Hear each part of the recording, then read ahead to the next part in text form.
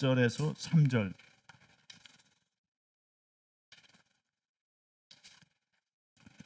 창세기 12장 1절에서 3절 같이 읽겠습니다. 여호와께서 아브라함에게 이르시되 너는 너의 고향과 친척과 아비의 집을 떠나 내가 네게 보여줄 땅으로 가라. 내가 너로 큰 민족을 이루고 네게 복을 주어 네 이름을 창대하게 하리니 너는 복이 될지라.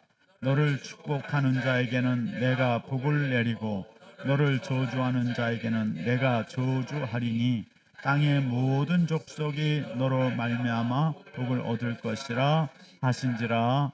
아멘. 오늘 하나님 말씀은 성도로서 교육 영역 3요소라는 제목으로 말씀을 나누겠습니다.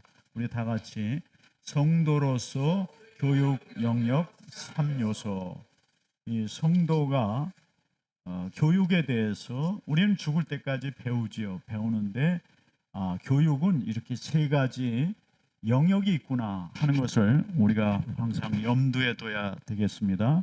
그리고 또 자녀들을 교육할 때도 교육에는 이렇게 세 가지 영역이 있구나. 또 우리가 교회학교 교사를 할 때도 새신자들을 만나서 우리가 새신자 교육을 할 때도 이 교육의 영역을 이렇게 크게 세 가지로 생각해 보는 것이 중요하다. 여러분이 이제 우리가 구역을 한 2개 정도로 나눠서 구역 모임도 한 달에 한 번 정도 이렇게 하려고 하는데, 그럴 때도 구역장은 우리가 교육의 영역이 3개가 있구나 하는 것을 아는 것이 참 중요하다는 것입니다. 최희준 씨가 부른 노래가 있습니다. 여러분, 최희준 노래 제일 유명한 게 뭐죠? 네, 인생은 나그네 길. 역시 가요계는 우리 심사원님이 꽉 잡고 있어요. 드라마 가요계는 이쪽이 잡고 있어요. 네, 인생은 나그네 길, 어디서 왔다가 어디로 가느냐, 구름이 흘러가듯 떠돌다 가는 길에. 최희준이 그렇게 노래를 했는데 이게 히트곡이죠. 그래서 아주 대표곡이 되었어요. 그러니까 그만큼 사람이 다 공감한다는 얘기죠. 공감한다는 얘기는 뭐예요? 늙은이나 젊은이나 다 인생이 어디서 와서 어디로 가는지 모른다는 것이죠. 많은 철학자들이 이것에 대해서 지금도 아무도 대답을 못해요. 수천 년 동안 인생이 어디서 와서 어디로 가느냐, 그 대답을 못해요. 인공위성이 달에 갔다 오고 화성을 탐사하는 이 시대에 AI 로봇한테도 이거 물어보면 답을 못합니다. 인생이 어디서 와서 어디로 가느냐. 여러분, 이 답을 할 수 있는 분은 누구예요? 오직 하나님만이 이 답을 하는 것이죠. 인생은 어디서 옵니까? 하나님께로부터 와서 하나님께로 돌아간다. 오직 성경만 이 답을 정확하고 분명하게 해주고 있습니다. 하나님께 가야 인생은 답을 얻어요. 그리고 하나님께서 이 천지 만물을 지으셨기 때문에 그분에게 가야만 이 세상이 어떻게 돌아가는지도 다 알 수 있고 아주 지혜롭고 명철하고 명석한 것이 됩니다. 박사학위가 10개 있어도 예수 믿는 어린아이보다 못한 거죠. 사실은 어디서 와서 어디로 가는지 모르고 박사학위 10개 받으면 뭐 하겠어요? 아무 소용없어요.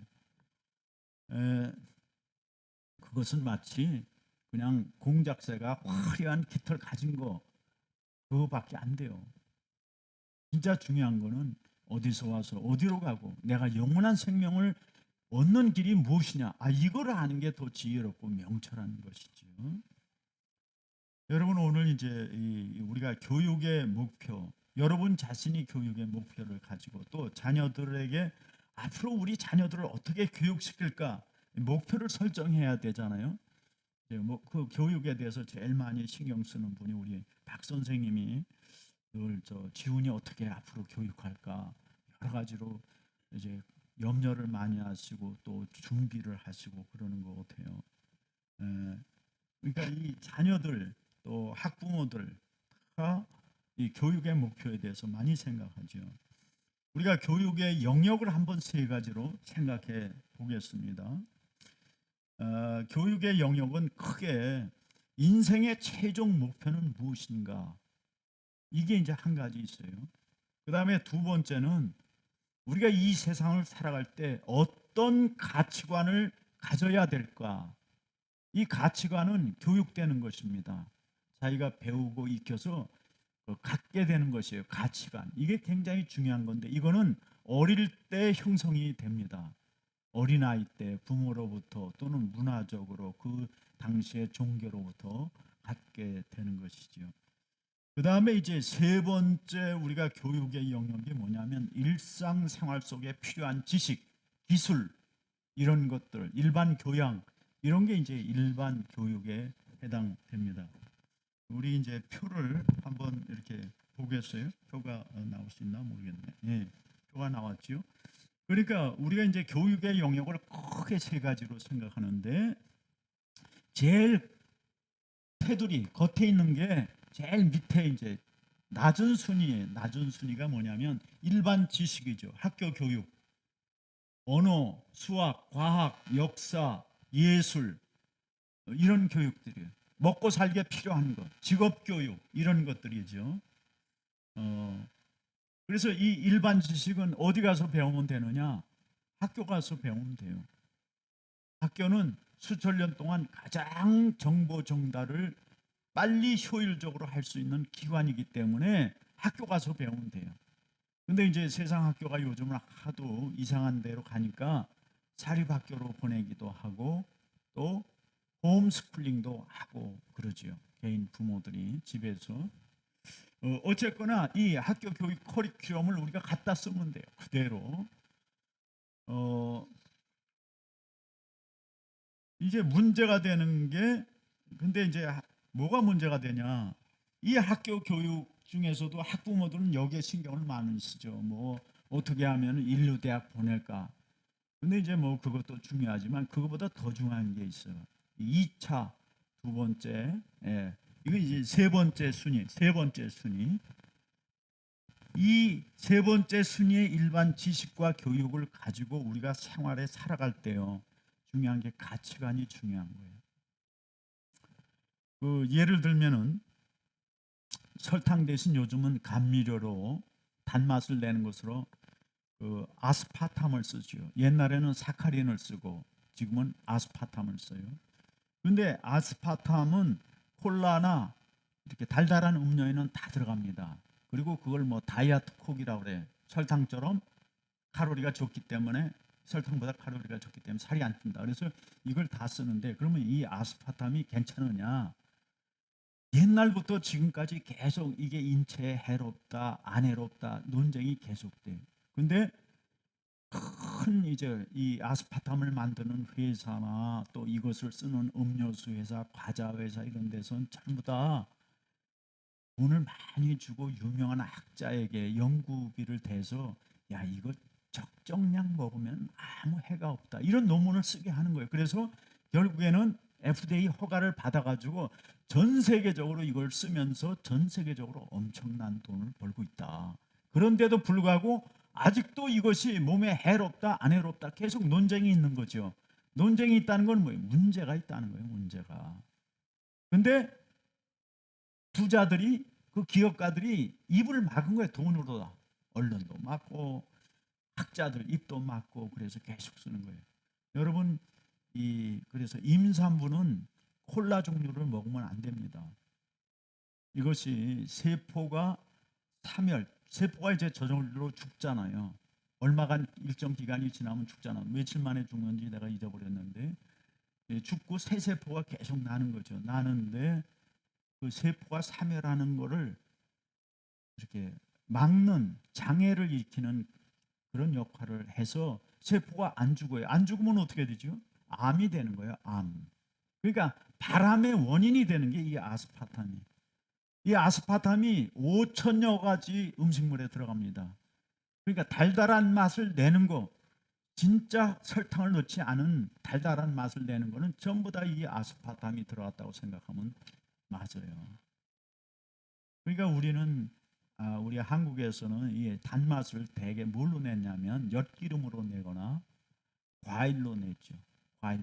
과일을 넣어서, 예? 김치에도 뭐 배도 썰어놓고 사과도 썰어놓고 과일로 내거나 설탕으로 내거나 했는데 지금은 거의 다 이 아스파탐입니다. 그래서 그러면은 우리가 이제 그런 그 지식을 가졌으면은 이 일반 지식이죠. 교양. 뭐 일반 지식에서는 상당히 하이테크 지식이죠. 굉장히 높은 지식이지만 그렇지만 그 지식을 활용하는 거는 뭐가 결정해요? 가치관이 결정한다고. 이것을 쓸 거냐 말 거냐. 이거 사람한테 해로운데 이거 써도 괜찮겠느냐. 그거는 가치관이 결정하는 거예요. 자기의 세계관이. 돈을 버는 사람들은 우리 자녀들한테 이거 먹이지 말고 무조건 많이 생산해서 다 팔자. 그 사람은 그 가치관을 가진 거죠. 세상적인 가치관. 그렇죠? 그래서 이 두 번째 이 가치관이 중요한 겁니다. 가치관이 아주 중요한 거예요.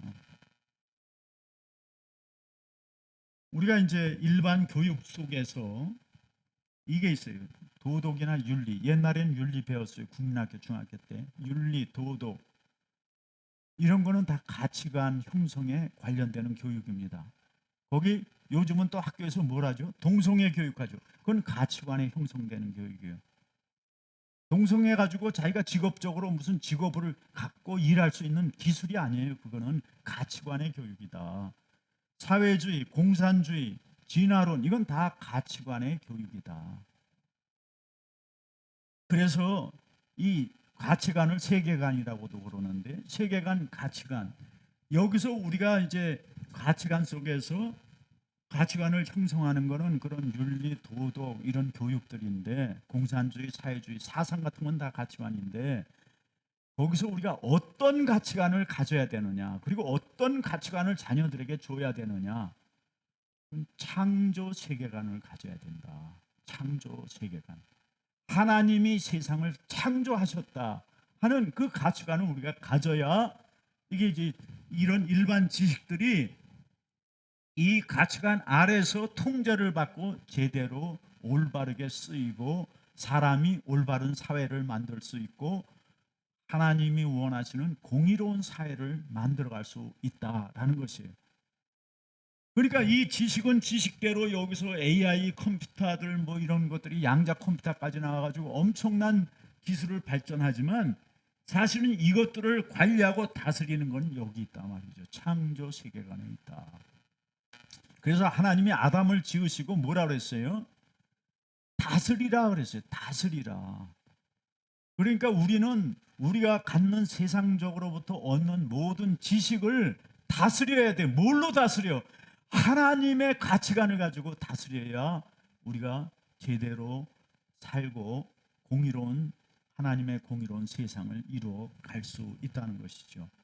그러면 이 창조 세계관은 어디 나오냐? 성경 1장, 창세기 1장에서 12장까지 나옵니다. 그 후에는 구원의 역사들이에요. 죄 지은 인간들을 어떻게 구원하는 역사들이고 뭐 시편에도 하나님을 창조하는 얘기가 나오지만 성경에서 나오는 창조 세계관은 단순해요. 창세기 1장부터 12장이 끝이에요. 창조 세계관은 뭐예요? 하나님이 세상을 어떻게 만들었느냐? 우리가 그 순서를 다 배우잖아. 1일, 2일, 3일, 4일, 7일까지. 그리고 하나님께서 그 창조 세계에 어떤 법칙을 주었느냐? 그 법칙이 다 나오잖아요. 그리고 하나님이 법을 주지요. 너는 절대 선악과는 먹으면 안 된다는 법을 주시는 거죠. 하나님의 법을 어기면 어떻게 된다? 반드시 죽는다 하는 법을 하나님이 주신 거예요. 이게 다 창조 세계관이에요. 그래서 모든 것이 하나님이 만드셨고 하나님으로부터 왔고 그리고 하나님이 만든 것은 질서가 있다. 그리고 그 질서에 어긋나서 법을 어기면 반드시 죽는다 하는 것을 창조 세계관은 우리에게 보여주는 것이죠. 그렇게 해가지고 하나님이 그 몇 번 보여주잖아요. 아담이 범죄해서 에덴에서 쫓아내버리고 그 다음에 사람들이 그 후에 1000년 동안 계속 죄악이 점점 한 번 이 죄의 상자가 열리니까 죄가 엄청나게 세상에 가득 찬 거예요. 그래서 하나님이 뭘로 심판합니까? 물로 심판하지. 죄는 반드시 심판받는다. 이게 하나님의 창조 세계관이에요. 그래서 노아 홍수로 싹 다 심판하신 다음에 노아의 8식구를 택해서 다시 세상을, 온 세상의 인류를 다시 시작하는 거죠. 이거를 역사적으로 이렇게 기록해 놓은 거예요. 그러면서 그 가운데서 다시 하나님이 구원을 하시고 이 하나님의 공의, 이 하나님의 세상을 만드시고 어떻게 다스리는지를 세상 사람들에게 전해주기 위해서 아브라함을 불러서 아브라함에게 이제 구원의 시작을 다시, 이 말씀의 시작을 다시 시작하는 거예요. 이게 창세기의 창조 세계관이다. 이 창조 세계관이 성경에 그 다음에는 어디 나옵니까? 요한복음 1장에 나오죠. 태초에 하나님이 말씀으로 모든 세상을 만들었고 만물이 그로 말미암지 않고는 지어진 것이 하나도 없더라. 그가 세상에 왔을 때 세상이 저를 알지 못해서 거절했다. 그는 빛으로 오셨는데 어둠이 알지 못했다. 이게 요한복음의 1장에 나오고, 그 다음에 그 창조 세계관이 어디 나오냐? 요한계시록 21장에 가면은 하나님께서 이 세상을 심판하신 후에, 20장에 심판하신 후에 그 다음에 21장에 다시 새 하늘 새 땅을 주님께서 보내신다. 이게 창조 세계관이에요. 인류가 모여가지고 탄소가스를 제한하고 어쩌고 저쩌고 아무리 해고 대책을 세워서 이 세상이 다시 새롭게 되지 않습니다. 하나님이 다시 새하늘 새 땅을 주셔야만 이 세상은 새로워지는 것이지. 이게 창조 세계관이다 하는 것이에요. 그러므로 우리는 이 창조 세계관이 굉장히 중요한 거예요. 이게 이제 어린애들 3살부터 14살 사이에 이 창조 세계관이 형성되는 거예요. 그 아이들이 가치를 판단하고 자기가 무슨 행동을 할 때 부모에게 용돈을 달래거나 할 때 내가 어떻게 행동하고 살아야 되는지 그 요령을 배우는 거죠. 요령. 내가 부모한테 몇 번 이렇게 졸랐더니 되더라. 그 하나의 세계관이에요. 네. 우리 강아지는 자기가 뭐 필요하면 와가지고 그냥 제 허벅지를 긁어요. 계속. 밖에 나가자 그럴 때도 긁고. 근데 이제 달라고 그럴 때도 긁고. 그렇게 해서 몇 번 하니까 얘는 이제 그게 자기의 세계관이야. 이렇게 하면은 주인이 움직이는구나. 뭐가 나오는구나. 이렇게 바뀌는 거죠. 그게 세계관이라고. 그래서 이런 세계관이 우리에게 굉장히 중요하다. 여러분, 진화론이라는 세계관을 가지면은요 하나님이 없죠. 그 사람은 사람이 원숭이가 되고 원숭이로부터 왔고 원숭이는 단세포에서 왔고 단세포는 단백질이 저절로 그냥 단세포를 만들어서 그게 원숭이로 발전해서 원숭이가 사람이 됐다. 이걸 믿는 겁니다. 종교마다 세계관이 다른 거죠. 이 창조 세계관이 없으면 사람들은 뭐가 돼요? 다른 우상을 섬기게 되거나 아니면은 진화론자가 돼요. 과학주의자가 됩니다. 과학주의자는 하나님이 없다는 거예요. 그러니까 어렸을 때 이 세계관이 안 서면은 아이들은 다 무신론자 됩니다. 여러분이 아시는 대로 창조 세계관은 기본적으로 1장에서 12장은 단순해요. 첫째, 하나님이 만물과 사람을 만드셨다. 그리고 하나님이 그러나 사람이 하나님과 같이 되려고 하다가 선악과를 먹어서 범죄해서 죄가 들어왔다. 세 번째는 하나님이 그 죄가 차서 홍수로 심판하셨다. 그리고 또 심판 후에 이제 다시 노아를 통해서 구원하셨는데 사람들이 다시 뭐를 합니까? 하나님을 대적하려고 과학 기술을 이용하지요. 과학 기술을 이용해서 뭘 합니까? 벽돌을 구워 가지고 바벨탑을 쌓아요. 그래서 하나님이 다시 이제 그게 높이 올라오니까 다 흩어버리죠. 그리고 언어를 다 흩어버려. 그래서 사람을 다 갈라지게. 그리고 이제 하나님께서 그럼에도 불구하고 이 인류를 구원하시려고 아브라함을 선택해서 부르셨다. 이게 창조 세계관이에요. 사람은 죄를 짓고 하나님은 심판하시고, 그러나 그 중에도 하나님은 계속 인간을 부르신다.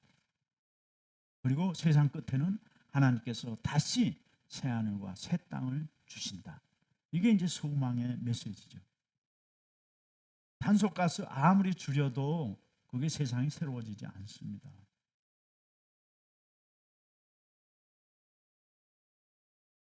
그래서 이제 하나님이 창세기 12장 2절에 내가 너로 큰 민족을 이루고 네게 복을 주어 네 이름을 창대케 하리니 너는 복이 될지니라. 하나님이 이제 아브라함에게 그 12장 1절에는 우르에 살았죠. 우르에 살았다가 이제 데라하고 같이 하란으로 가요. 그래서 이제 거기서 그 데라가 죽고 그런 후에 이제 하나님이 아브라함에게 너는 네 고향 친척을 떠나라. 그러니까 우르에서 하란까지 살 때는 아브라함이 일반 세상 교육을 다 받은 거예요. 농사법도 배우고 집 짓는 것도 배우고 목축하는 것도 배우고 세상 교육을 다 배운 거예요. 그런데 이제 하나님이 12장 2절에서는 너는 고향 친척 아비 집을 떠나 내가 네게 줄 땅으로 가라 하는 것이죠. 그것은 뭡니까? 창조주 하나님이 너는 이제는 그 네가 알고 있는 세상 지식, 목축, 농사하는 것, 또 땅에 농사해서 먹고 사는 이런 건 내려놓고 하나님을 의지하는 법을 배우라. 그래서 내가 너에게 줄 땅, 보여줄 땅으로 가라. 어디로 갈지도 아직 몰라요. 근데 하나님을 믿고 가라. 창조주 하나님을 믿고 가라. 이 말에 아브라함이 따라가는 것이죠. 그러니까 아브라함이 행동하는 것은 왜 행동합니까? 창조주 하나님을 믿기 때문에 가는 거죠. 그 창조주의 세계관이 있기 때문에 그가 가는 거예요. 세상 지식 갖고 자기가 지금 가는 게 아니죠. 그래서 너는 복이 될 것이다 하는 것입니다.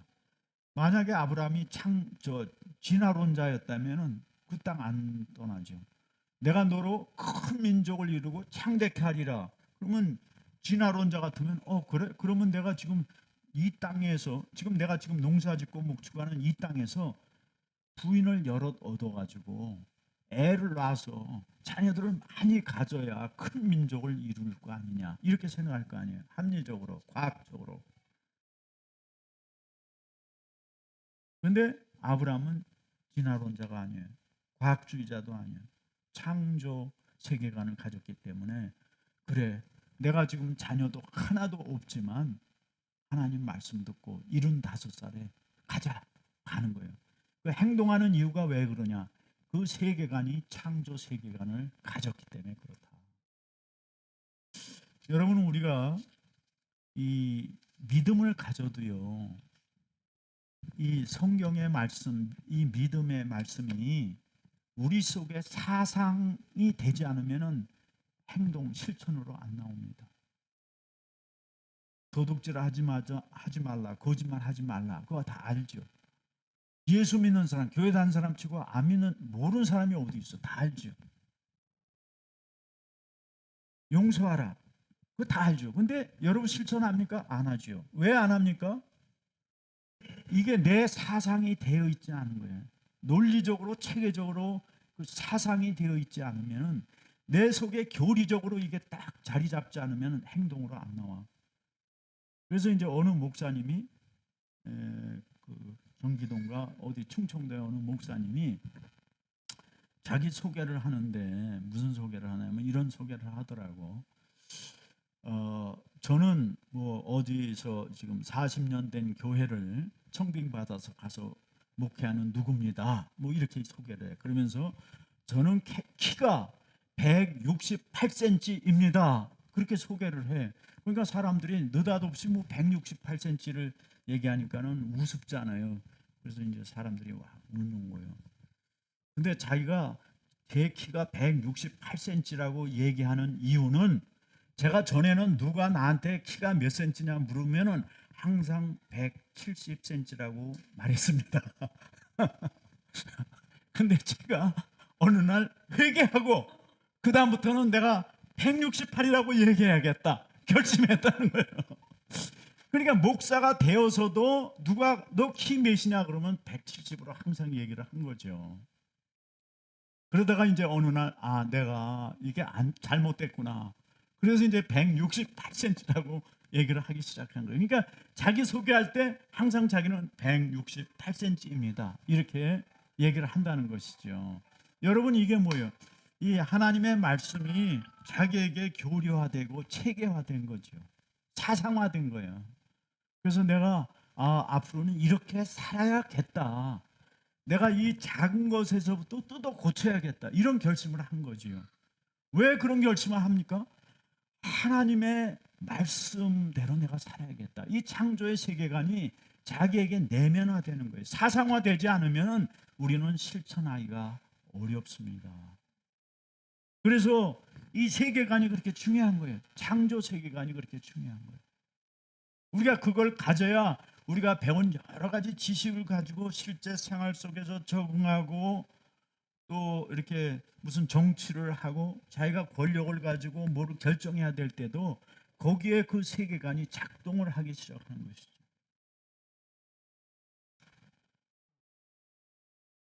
그래서 이 세계관이 중요하다.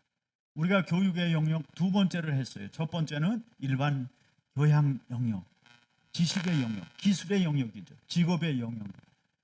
그 다음에 이제 두 번째는 창조의 세계관이라는 이 지식의 영역, 교육의 영역이 여기가 있구나. 이건 뭐예요? 하나님 말씀으로 되죠. 그렇죠? 일반 지식은 학교 교육으로 됐지만 이 두 번째 세계관의 교육은 말씀으로 돼요. 말씀을 배우고 가르치고 기도하고 또 예배를 드리고 수련회 가고 간증을 나누고 그러므로 해서 이제 체험을 통해서 이 가치관이 점점 확고해지는 거예요. 예. 체험을 통해서 확고해지죠. 저는 그 예수 믿고 얼마 안 돼가지고 이제 주일을 꼭 지켜야겠다 그렇게 결심을 했어요. 그래서 이제 주일날 계속 교회를 나가다가 이제 무슨 그 취직 시험인가 뭐 하여간 내가 시험을 보게 됐어요. 중요한 시험을. 그런데 이게 시간이 없잖아요. 직장 다니면서 이제 무슨 중요한 승진 시험이고 뭐 여러 가지 시험을 봐야 되는데 그래서 시간이 없어가지고 시간이 주일밖에 없는 거예요. 그럼 어떡하지? 주일은 가야겠고 뭐 이렇게 해서 제가 이제 머리를 썼어요. 그러면은 내가 주일 예배는 드릴 때 성가 연습은 빠지고 가야겠다. 이런 생각을 한 거죠. 그렇죠? 성가 연습을 빠지고 가야겠다. 그리고 이제 예배 끝나고 성가 연습하는데 살짝 빠져가지고 남산 도서관으로 버스 타고 갔어. 근데 남산 도서관에 갔더니 엄청나게 줄이 긴 거예요. 밖에. 그래가지고 밖에서 2시간을 기다렸다가 서서 기다렸다가 겨우 들어가서 내가 시계를 보니까 성가 연습 끝나고 버스 타고 오면은 지금 이 시간이야. 그 내가 2시간 반인가 기다려서 들어가니까 그때는 또 사람들이 막 들어가는 거예요. 왜냐하면 아침에 갔던 사람들이 공부하고 이제 한 오후 한 3시쯤은 또 집에 가는 사람들이 막 생기니까 싹 빠져나가서 그때쯤은 줄 안 서도 들어가는 거예요. 그래서 제가 내가 머리를 써도 이게 안 되는구나. 그런 걸 느꼈어요. 그 체험을 통해서 아는 거죠. 그렇죠? 그리고 이제 제일 중요한 게 이제 세 번째는 하나님 나라의 복음을 전파하는 것입니다.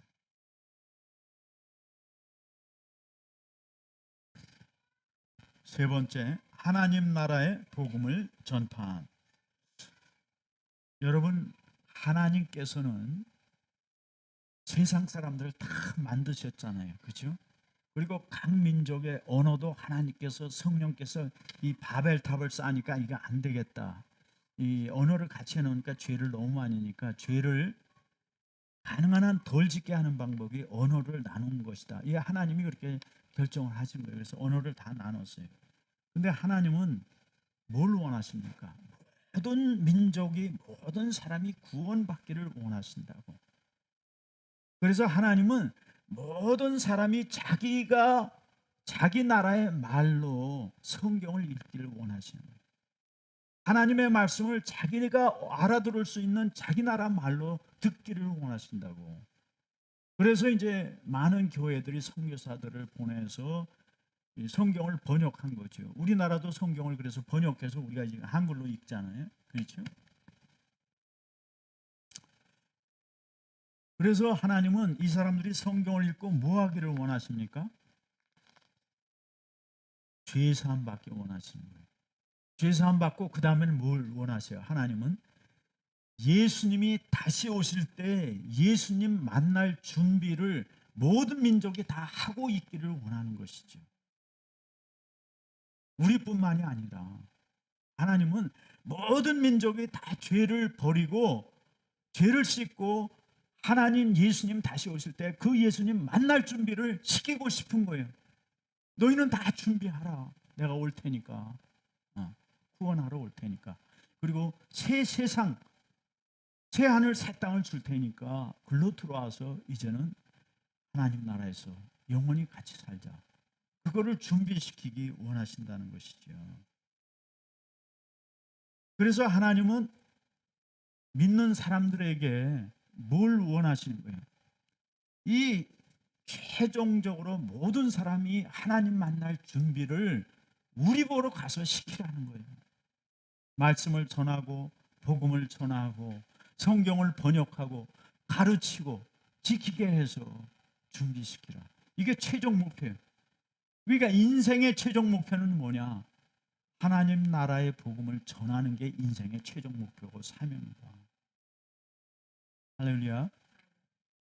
그래서 우리가 모여서 예배드리고 어떻게 해서든지 선교사들을 조금이라도 후원하고 또 우리가 나가야 되고 그러죠.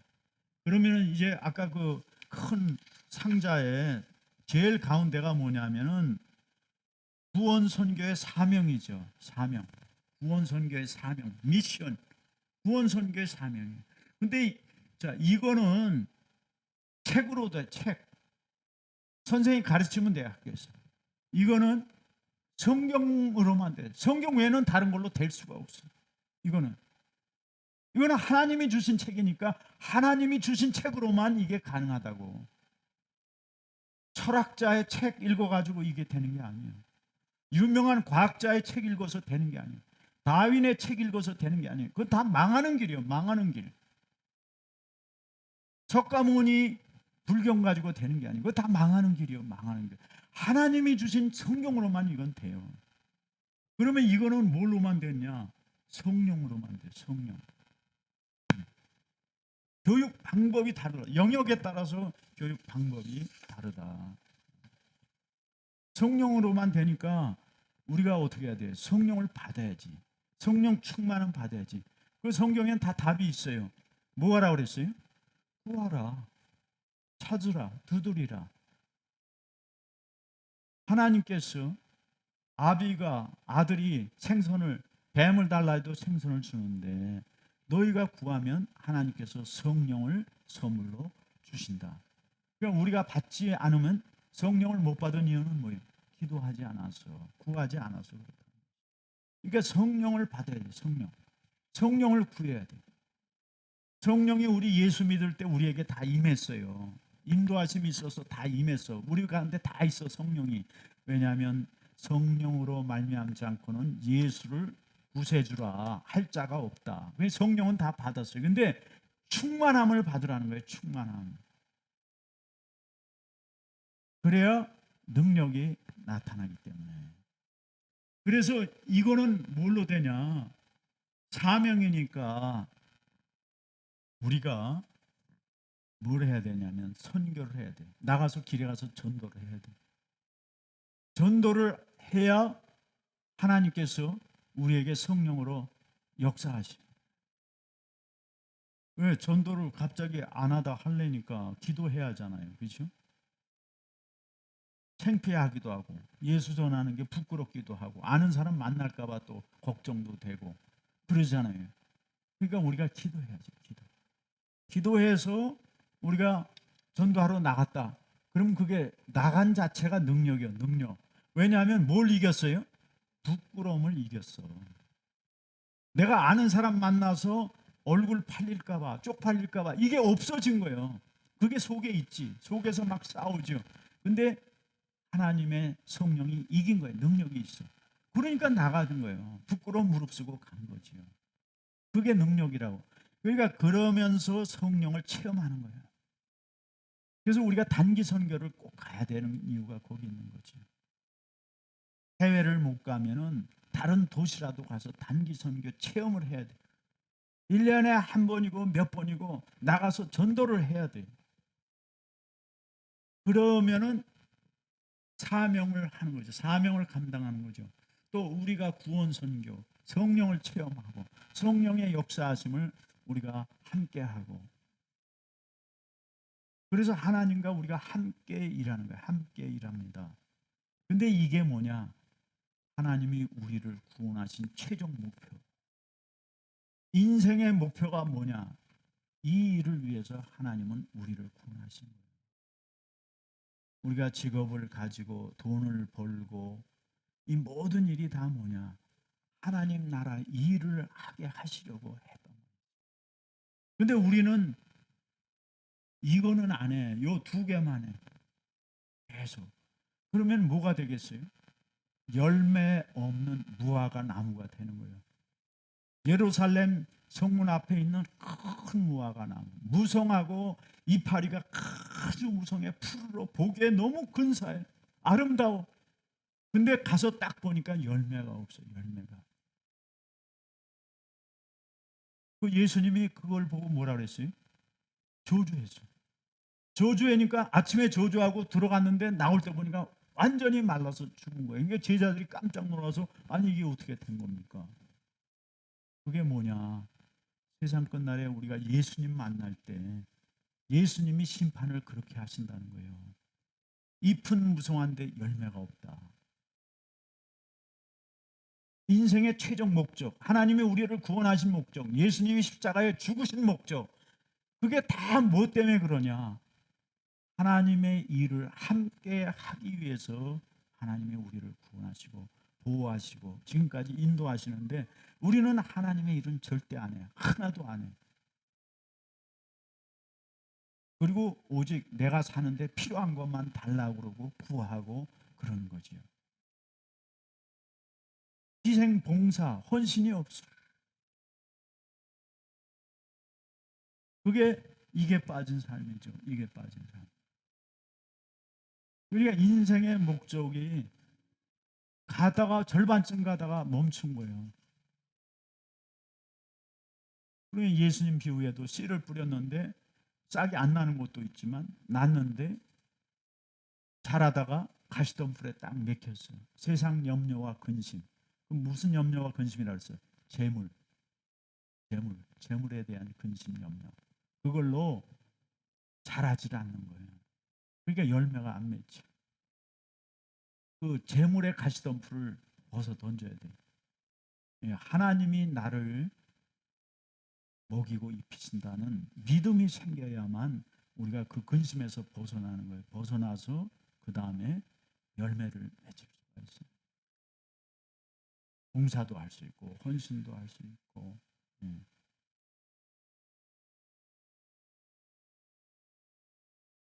그러니까 제 또래 분들 다 만나면 맨날 만나서 하는 일이 저 연금 얼마 받냐, 누구는 연금이 얼마 나오냐, 맨 이런 얘기 하잖아요. 예. 대책이 있냐? 뭐 저하고 이제 저는 그래서 제 차한테 가끔 가다가 이제 약간은 컴플레인은 아닌데 조금 이제 우리는 대책이 너무 없다. 우리 대책은 예수님이 대책이에요. 예수님이 대책.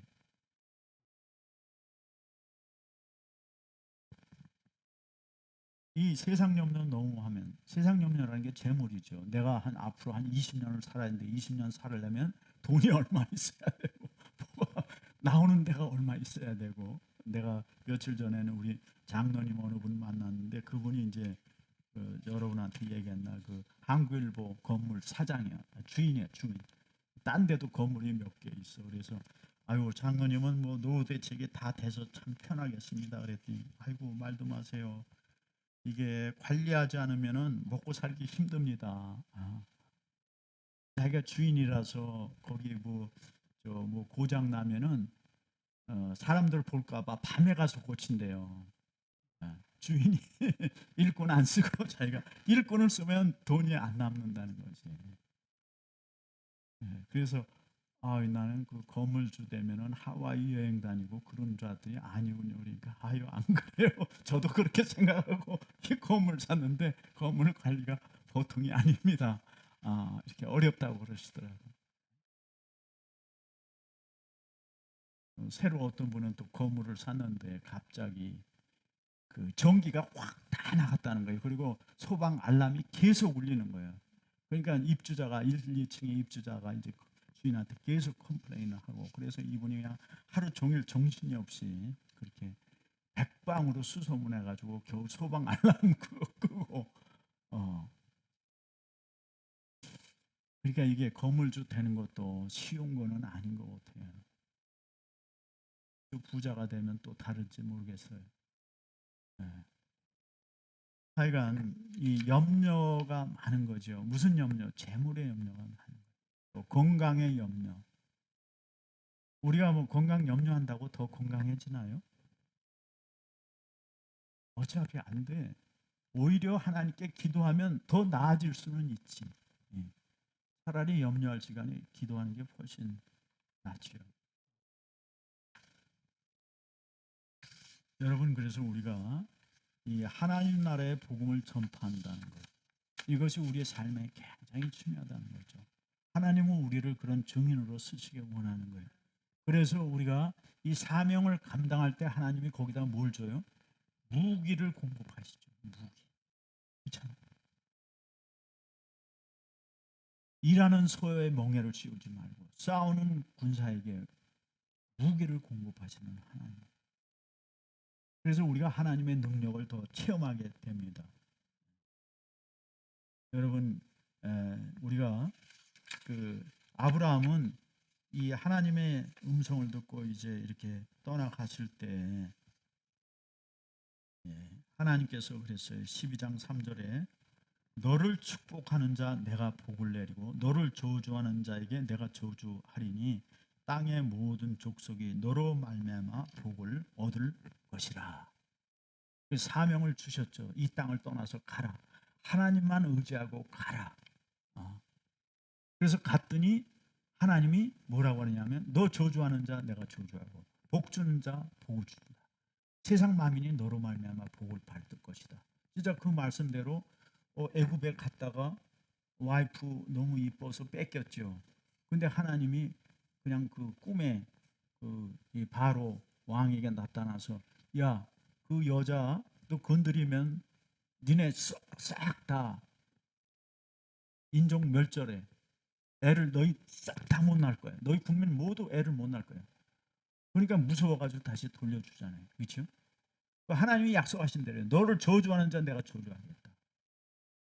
또 아비멜렉한테 또 와이프 한 번 뺏겼죠. 그러니까 아비멜렉한테도 또 하나님이 그냥 책망하니까 아비멜렉이 무서워가지고 또 다시 돌려주고.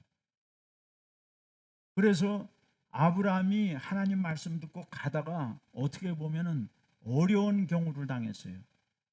정말 아브라함으로서는 수치스럽죠. 그렇죠? 자기 와이프한테도 얼마나 수치스러울 거예요. 또 성경이 이렇게 기록이 되고 세상 사람들이 모두 다 아브라함은 웃기는 사람이구나. 아주 수치스러운 사건이지만 이 인간의 연약함을 하나님께서는 바꾸시는 거죠. 바꿔서 뭐예요? 애굽 왕과 그 신하들에게 하나님이 계시다는 것을 전파하는 거예요. 아비멜렉한테도 하나님이 계시다는 것을 또 전파해요. 그리고 아브라함을 통해서 자기의 후손들이 앞으로 겪게 될 애굽에 가서 400년 노예 생활, 가나안에 들어와서 이 가나안 7족속과의 전쟁과 그 싸움, 이런 것들을 하나님께서 또 겪게 하시는 거죠. 그러니까 우리는 미래를 다 알 수 없지만 하나님은 아브라함을 통해서 그 앞으로 어떤 일이 있을 것인지, 네 자손이 겪게 될 것, 그러나 내가 함께해서 반드시 이기게 한다는 메시지를 하나님께서 주시는 것이죠. 두려워 말라, 내가 너와 함께한다. 내가 너에게 사명 줬으면 같이 너하고 일한다. 왜? 내 일이니까, 하나님 일이니까. 너는 내 일꾼이고 내 종이고. 이것이 창조적인 세계관이에요. 그래서 인생은 하나님과 함께 일하는 일꾼이라는 것이죠. 하나님의 대리자고, 이 세상을 관리하고 다스리는 대리자다. 여러분, 그래서 저도 우리 서집사님을 다시 교회에서 만나서 교회할 줄 몰랐죠. 그리고 또 제가 갑자기 무슨 다시 담임 목사 될지 난 전혀 몰랐어요. 우리가 예측할 수도 없어. 네? 한 20년 전에 만났는 게 어떻게 이렇게 와서 다시 이렇게, 이게 꼬인 건지 잘 된 건지 난 잘 모르겠지만, 앞으로의 우리의 인생도 그렇다는 거죠. 하나님께서 인도하신 것은 약간 신묘막측해. 그러나 문제는 우리에게 다 복이 된다는 사실. 겉으로 보면 고난과 같고 여러 가지 어려운 것 같지만 다 복으로 바꾸시고 합력하여 선을 이루실 줄로 믿습니다. 여러분, 그래서 우리는 이 교회의 영역 세 가지를 생각했는데, 영역이 이렇게 세 가지가 있구나. 그러면 내가 자녀 교육은, 일반 교육은 뭐 이렇게 생각해야 되지만 별도로 창조 세계관 교육은 내가 이렇게 시켜야 되는구나, 성경을 가지고. 그리고 이 두 교육을 받아도 결국에는 우리가 할 일을 해야 되는구나, 사명을 감당해야 되는구나, 이런 것을 생각하시면서 여러분들이 살아가시면 신앙적으로 굳건히 흔들림 없이 열매를 맺고, 또 자녀 교육에 대해서도 그렇게 걱정할 거 없어요. 세 번째, 일반 교육이 안 돼도 세계관이 똑바르면 하나님이 붙들어서 쓰시니까. 그래서 하나님을 잘 섬기는 여러분 되시기를 예수님 이름으로 축복합니다. 같이 기도하겠습니다. 우리 오늘 주신 말씀을 통해서 여러분 가운데 오늘 무엇이 생겼는지, 어떤 담대함이 생겼는지, 어떤 확신이 생겼는지, 그것을 하나님께 감사하고 기도할 수 있길 바랍니다. 할렐루야. 하나님 은혜를 감사합니다. 오늘도 저희들에게 이 아브라함을 부르신 이 일을 통해서 하나님께서 아브라함이 어떤 교육 과정을 거쳤고, 그리고 그가 어떤 세계관을 가졌고, 그가 어떤 믿음을 가지고 하나님의 사명을 감당했는지를 통해서 우리의 믿음 생활, 또 우리의 자녀 교육, 우리 자신의 신앙 교육에 대해서 생각해 보았습니다. 아버지 하나님, 이 하나님의 말씀이 우리 속에 체계화되고 논리적이 되고 사상이 되고, 아버지 하나님, 그래서 주여 하나님, 우리가 이 믿음으로 실천할 수 있는 저희들의 삶이 될 수 있도록 역사하여 주시옵소서. 그래서 실천의 결과 성령이 역사하시고 사용하셔서 열매를 맺는 저희 성도들 다 되게 하여 주시기 간절히 원합니다. 주님 앞에 반드시 우리가 설 때, 우리가 아버지 세상 열방 백성으로 하나님 만난 날을 준비시켜야 되지만 우리 자신이 또한 먼저 준비되어서 설 수 있게 하여 주시고, 섰을 때 착하고 충성된 종아, 내 상해와 앉으라. 아버지, 이러한 귀한 칭찬을 받는 저희들 다 되게 하여 주시고 열매 맺는 성도들 되게 하여 주옵소서. 우리 주 예수님 거룩하신 이름으로 감사하며 기도드립니다. 아멘. 할렐루야.